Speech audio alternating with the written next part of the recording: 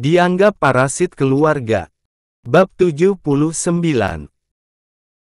Sumpah serapah sang adik barusan sukses membuat Sofia menahan tawa, apalagi semua nasabah dan karyawan di sana tanpa terkecuali Pak Mukmin, juga sampai menahan tawa. Semuanya sampai lemas karenanya, termasuk sopir Pak Sana. Hanya Pak Sana yang masih waras dan kerap mengingatkan Sofia untuk rutin amit-amit. Ya Allah, gigiku patah 2. Ini beneran salahku, ya. Ini kalau gini, aku enggak bisa tuntut Sofia apalagi minta ganti rugi, ya. Batin Fajar. Dalam hatinya bahkan di kenyataan, Fajar merintih dan menangis. Sorenya, Kalandra yang baru pulang, buru-buru mencari istrinya. Tanpa bersuara, kehadirannya yang melangkah cepat sambil menenteng 2 tas kerja sekaligus, diberi kode keras oleh sang mamah yang ada di dapur. Di dapur, Ibu Kalsum tengah meracik bahan bumbu bersama ketiga pekerja, menunjuk-nunjuk ke arah depan sebelah kiri yang dengan kata lain, kamar Kalandra sendiri. Setelah mengangguk-angguk, Kalandra langsung pergi dari sana. Awalnya, pria itu menerobos pintu kamarnya yang tidak dikunci, dengan buru-buru. Namun setelah mendapati sang istri yang meringkuk membelakangi pintu malah tidur, Kalandra langsung melakukan segala sesuatunya dengan hati-hati. Sekadar melangkah pun, pria itu melakukannya dengan mengendap-endap. Dan setelah meletakkan kedua tas kerjanya di meja kerja, Kalandra sengaja menutup jendela berikut gorden yang membuat sorot cahaya matahari sore, nyaris mengenai wajah Sofia. Kalandra sengaja menyalakan AC untuk menjaga kesegaran udara di sana, sebelum ia masuk kamar mandi untuk mandi. Seperti biasa, apalagi setelah mengetahui sang istri hamil, ia baru berani mendekati setelah yakin dirinya benar-benar steril. Jadi, setelah sampai keramas dan ia pun sudah ganti pakaian, ia baru mendekati Sofia. Di ranjang bayi depan Sofia, Daim juga tak kalah lelap dari sang mamah. Yang, bangun. Bentar lagi maghrib. Kalandra yang berbicara lirih, memeriksa kedua tangan Sofia maupun kedua kaki istrinya itu. Kedua tangan Sofia maupun kedua kakinya tidak ada yang terluka, bahkan sekadar lecet. Setelah hari ini Kalandra mengetahui istrinya baru saja melakukan penggerebekan kepada Fajar. Videonya sampai viral karena beberapa orang mengunggahnya ke FB. Namun tak seperti biasanya, Sofia tidur sore-sore. Mirip Bilqis yang saat itu karena sangat kelelahan. Kalandra jadi khawatir. Aku mau makan es krim Mas.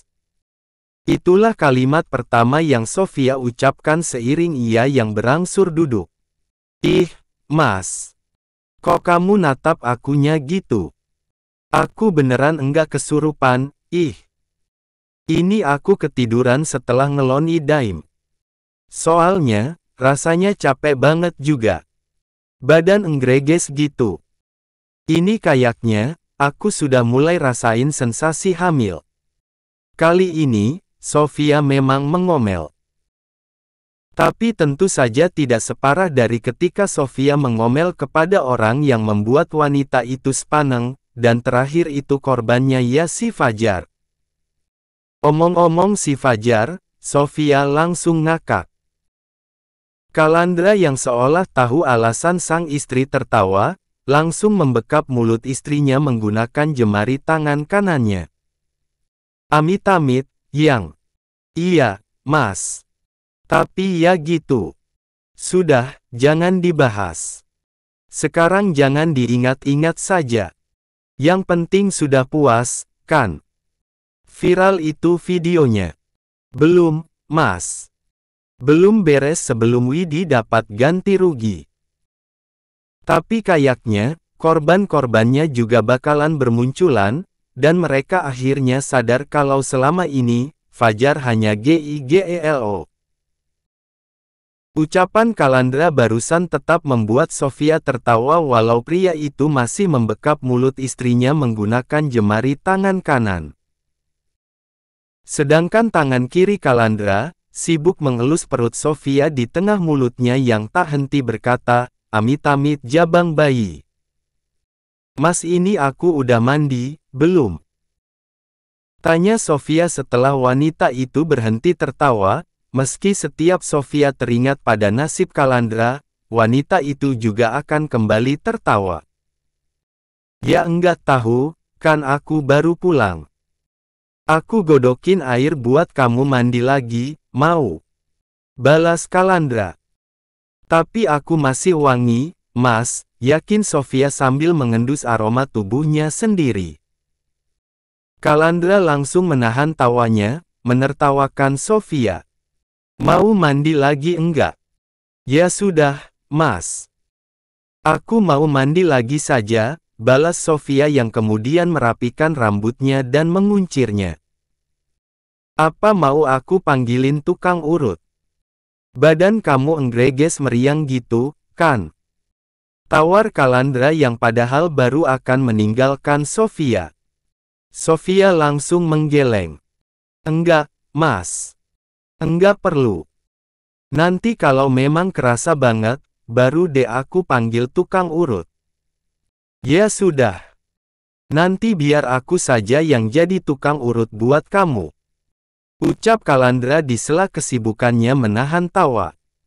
"Nah, mending gitu saja, Mas," sergah Sofia bersemangat walau ia juga menjadi kembali menahan tawa. "Soalnya jujur, kalau urut-urut ke orang, meski sama-sama perempuan, aku izin, Mas." "Malu." Mendengar itu, Kalandra langsung terbelalak, menatap syok Sofia. "Memang aku bukan orang." "Ya orang, dan Mas suami aku. Jadi ya walau masih malu, ya mending loh," balas Sofia.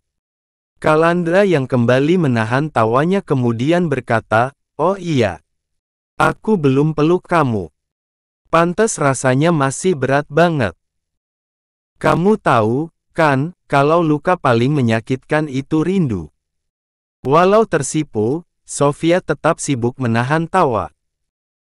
Ia yang membiarkan Kalandra memeluknya malah berkata, "Luka paling menyakitkan itu nahan malu, Mas. Kayak kasus si Fajar, setelah dia histeris aku kejar, dia kepleset dan giginya patah 2. Jadi pongah. Jujur pas tahu videonya, aku ya langsung ngakak. Apalagi di videonya pun langsung pada ngakak. Tapi kalau ingat kamu hamil, aku langsung istighfar, yang," balas Kalandra yang kemudian juga menjadi terbahak. Sofia juga menjadi tertawa sampai lemas. "Itu videonya, emang heboh banget, yah, Mas. Rame banget." Tapi istrinya tetap bela karena mungkin sudah tahu, usaha sampingan suaminya jadi gigelo. Balas Kalandra. "Oh alah. Pancen Angel kalau kayak gitu, Mas. Angel yang maksudnya susah yah, Mas. Bukan malaikat," balas Sofia yang pada akhirnya tertawa. Membuat sang suami makin terpingkal-pingkal saja. Namun kasus semacam ini memang banyak, yang. Apalagi kan 2023, ekonomi dunia saja sudah diprediksi gelap.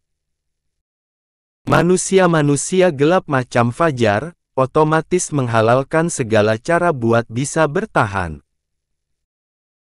Sore menjelang petang, setelah Sofia juga sampai kembali mandi menggunakan air hangat yang Kalandra siapkan, mereka sengaja jalan-jalan di kompleks rumah.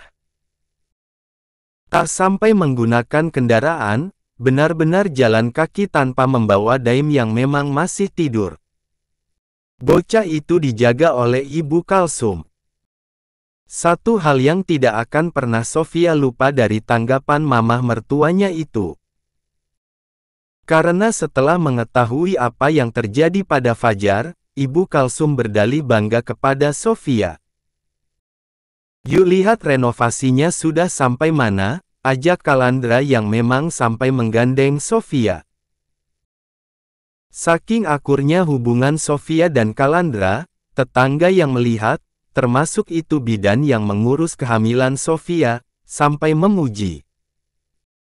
Mereka berdalih selalu merasa adem di setiap mereka melihat kebersamaan Kalandra dan Sofia. 1 bulan lagi, harusnya sudah bisa beroperasi, kan, Mas? Tanya Sofia. "Bentar coba, aku lihat," balas Kalandra. Mereka baru sampai di depan gerbang rumah Kalandra yang memang sudah sampai direnovasi habis-habisan menjadi rumah makan yang jatuhnya malah mirip restoran mewah. "Ih, Mas. Ada tukang sempol, telur gulung sama bakso goreng.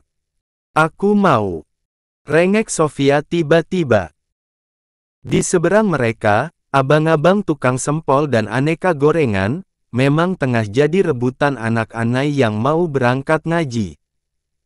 Oke, kita antre. Tuh anak-anak saja antre." Kalandra membawa Sofia mengantre. "Mama sama papa kayaknya juga suka. Nanti kita beliin sekalian," ucap Kalandra. Setelah semua anak-anak yang jumlahnya ada 11 bocah, pergi, giliran Sofia dan Kalandra yang maju. "Tinggal dikit, yah, Mas?" tanya Sofia basa-basi. "Iya, Mbak. Tinggal ini," ucap penjualnya santun.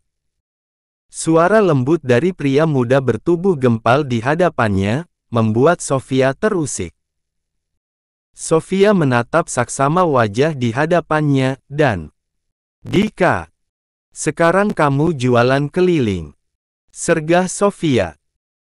Kalandra yang juga langsung penasaran, berangsur melongok wajah si pria yang sebagiannya memang tertutup topi. Benar, itu wajah Dika. Wajah yang memang sangat mirip dengan wajah yang ada di foto karena biar bagaimanapun, sebelumnya, mereka belum pernah bertemu secara langsung. "Mbak Sofia." Pria muda itu sungguh Dika. Tak beda dengan Pak Mukmin, Dika yang juga sudah terbilang lama tak bertemu Sofia secara langsung, memang pangling. Itu apinya kecilin, sudah berasap gitu," tegur Kalandra yang sambil mengamankan Sofia. Ia menuntun Sofia untuk mundur, mengamankannya di belakang punggungnya. Dika terlihat sangat gugup bahkan cenderung malu. Baik Kalandra maupun Sofia menyadarinya. Pria muda itu menjadi serba salah dalam melakukan segala sesuatunya. "Apinya kecilin, Dik." Sofia cukup berseru. "Iya, Mbak." Dika benar-benar gugup. "Itu sisanya ada berapa?" "Goreng semuanya saja," ucap Kalandra masih belum mengizinkan Sofia mendekati Dika. Mendengar ucapan Kalandra barusan, Dika langsung terbengong-bengong menatap tak percaya Kalandra. Pria tampan itu langsung mengulangi titahnya, seolah mengetahui maksud dari tatapannya. "Benar-benar semuanya," Dika memastikan.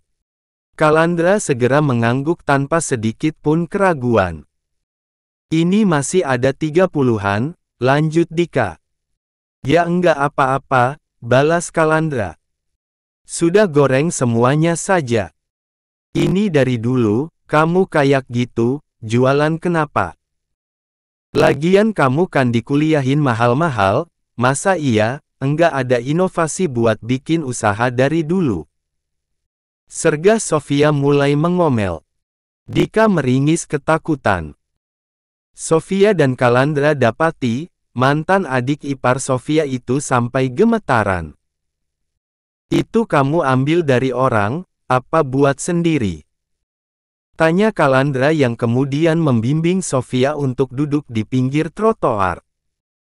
Sambil menunggu Dika membuatkan pesanan mereka, Kalandra sengaja mengajak Sofia duduk lebih santai untuk sama-sama menginterogasi Dika. Awal-awal sih Mas David yang buat, tapi 2 hari ini, Mamah yang buat, cerita Dika layaknya maling yang tertangkap basah. Di beberapa kesempatan, Dika sampai refleks mengusap keringat di wajah dan sekitar lehernya menggunakan lengan panjangnya, secara asal. Jadi, sudah berapa lama kamu jualan gitu? Lanjut Sofia. Dika tak langsung menjawab, dan lagi-lagi menatap takut Sofia lebih dulu. Semingguan, Mbak. Terus, sekarang kamu tinggal di mana? Sama Mamah, kan? Cantik apa kabar? Lanjut Sofia. Di kontrakan yang dulu, Mbak. Kami ngontrak di sana lagi. Terus cantik. Sudah dikasih ke. Dika tak kuasa melanjutkan ceritanya hanya karena ia membahas mengenai cantik. Dikasihin ke siapa? Ih. Kalian sembarangan banget asal kasih anak. Terus, itu memang Simba Anggun sama Supri, belas enggak urusin. Lanjut Sofia emosi.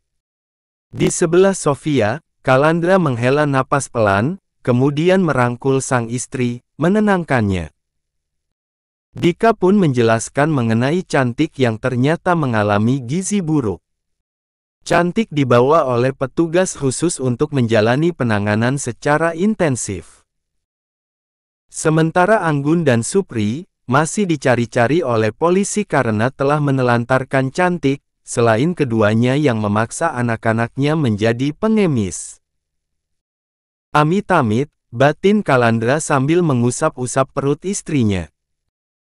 Astagfirullah ya Allah, lirik Sofia yang menjadi sibuk menghela napas pelan saking tak habis pikirnya pada Anggun maupun Supri.